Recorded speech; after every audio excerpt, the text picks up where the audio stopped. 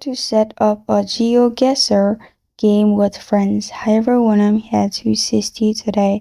Without any delay, let's jump right in. First, go to geoguessr.com. Make sure you're logged into your account. After you're logged into your account, in the multiplayer section at the top, you'll find different options. The first option is duels. Another, you can click team duels, battle royal countries. Now to play this, click on party at the top and click on party again. And after you click on party, you will find this kind of screen.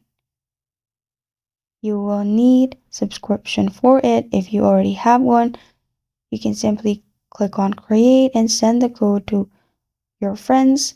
After they will be added, you will be able to play all the multiplayer options available.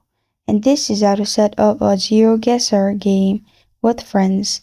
Thank you for joining me today. If this video helps you out, please leave a like and subscribe for more. Got a question or want to suggest a topic? Comment below. Thank you for watching.